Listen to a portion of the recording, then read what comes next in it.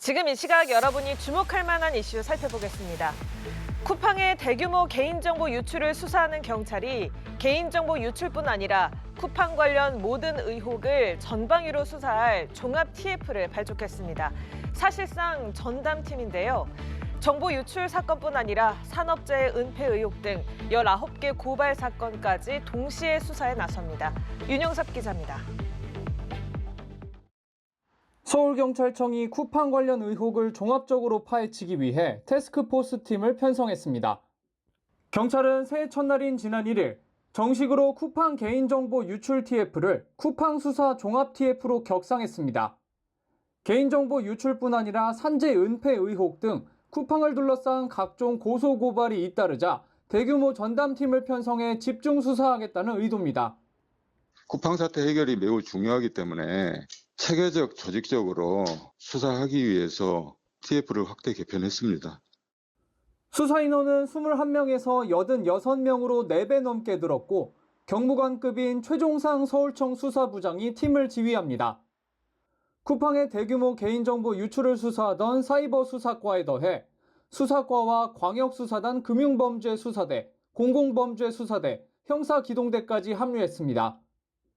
개인정보 유출건, 정부의 자료보존명령 위반 사건 등 사이버 수사과가 12건을 맡는 등 모두 19건을 수사합니다. 김범석 의장의 국회 불출석 고발 사건과 산재 은폐 의혹 고발 사건 등도 포함됐습니다.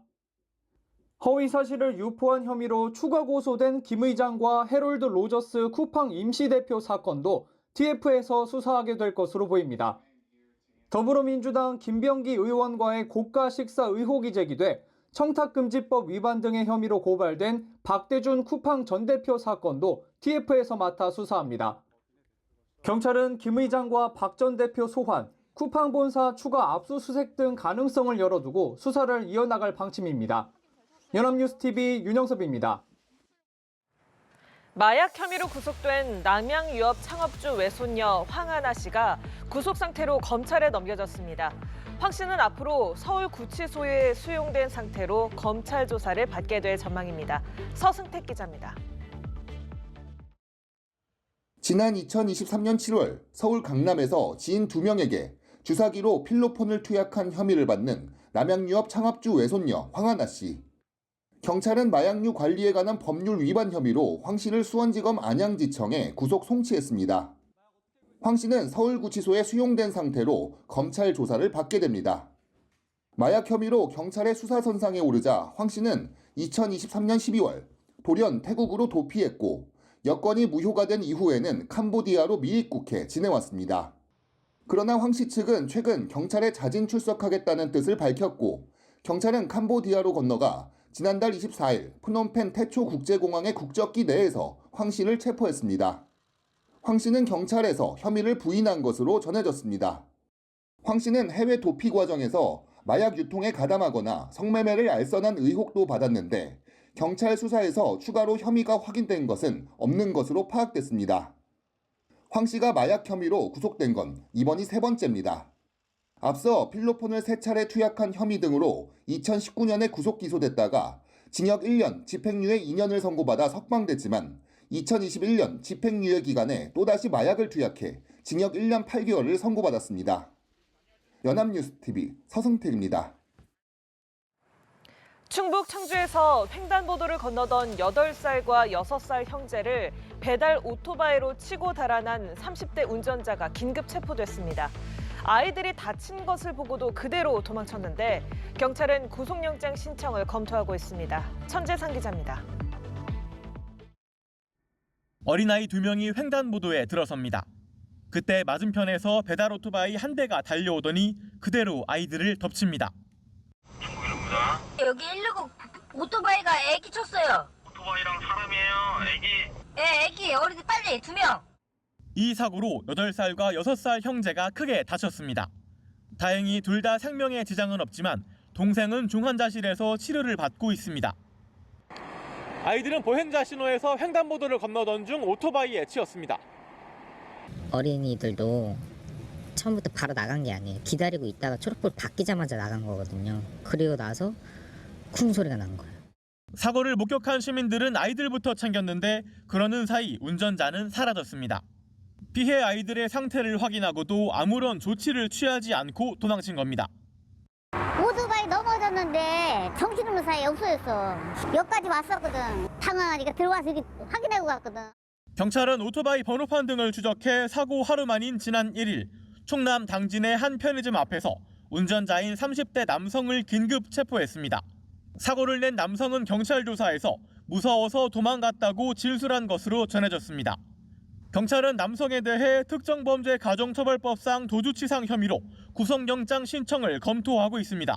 연합뉴스TV 천재상입니다.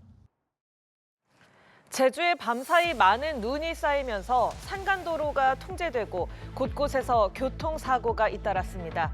여기에 강풍까지 겹치면서 항공편 결항도 이어졌습니다. 김나영 기자입니다. 제주시 신비의 도로가 눈으로 덮였습니다. 끝없이 이어진 눈길 위로 차량 한 대가 속도를 줄인 채 힘겹게 오르막을 올라갑니다. 구불구불한 내리막. 택시가 조심스럽게 브레이크를 밟고 관광객들은 눈길에서 균형을 잡으며 목도리를 여밉니다. 사람들 발자국이 이어진 도로 가장자리는 이미 빙판으로 변했습니다. 옆에 주변에도 전부 하얗게 다 묻으니까. 제주 대부분의 지역에 대설주의보가 내려지면서 산간도로가 통제되고 곳곳은 빙판길이 되었습니다. 밤사이 많은 눈이 쌓이면서 2일 서부 지역을 제외한 제주 전역에 대설주의보가 내려졌습니다. 이날 오전 기준 산지에는 최대 10.3cm의 눈이 쌓였고 주요 산간도로에 차량 통행이 제한됐습니다. 빙판길 사고도 잇따랐습니다. 이날 제주시 한림읍 귀덕리에서 1톤 트럭이 도로변 돌담을 들이받아 70대 운전자가 심정지 상태로 병원에 옮겨지는 등 오전에만 눈길 차사고로 9명이 다쳤습니다.